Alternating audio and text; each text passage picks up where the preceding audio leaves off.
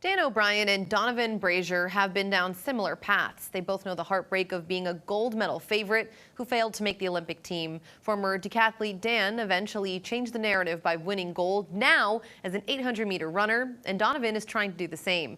O'Brien offers him advice on how to get back on track, and Jack Doles takes a look at these athletes who inspire. Up until now, Donovan Brazier's career has played out much like the weather in Portland. Stretches of sunshine and roses, followed by long periods of nothing but clouds and rain. This is what I signed up for, when I signed to be a professional track and field athlete. The highs are extremely high, but the lows are extremely low. Man, when I get on them highs, there's no better place to be. Donovan burst onto the scene as a freshman at Texas A&M. Donovan Brazier wins the outdoor NCAA title, 1:43.55.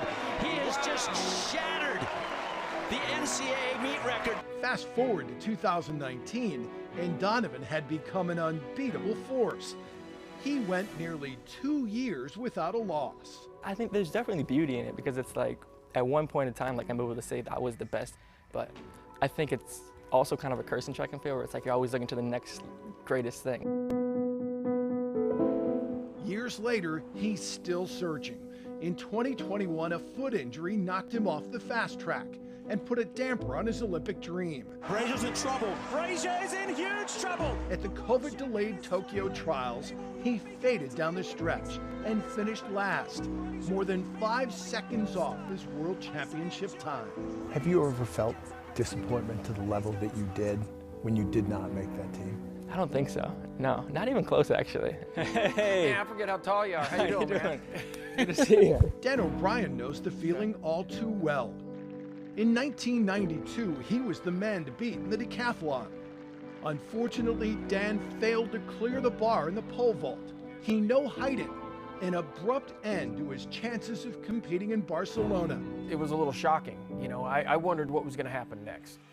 What happened next was 3 weeks after the Barcelona games ended, Dan set a world record at a meet in France.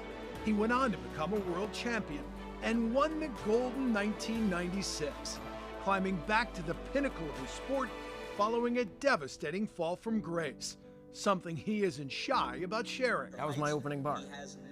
And you no-heighted And 3. I no-heighted. Is it done at that point? Yep, You're done at that point. the Olympic trials. So at that point, it's over. Yep.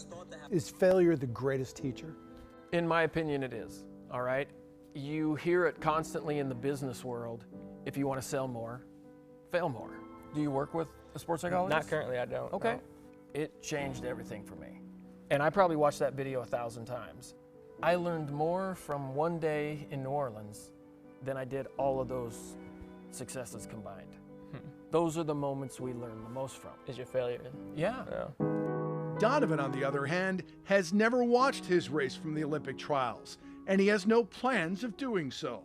For me personally, I never liked to. I know I have certain memories from walking off that track to seeing my family members on the side and just sad and they're crying, whatever, because they feel my pain, but I just don't like being the cause of that.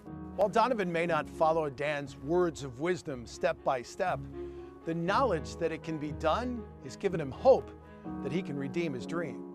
In Portland, I'm Jack Doles reporting.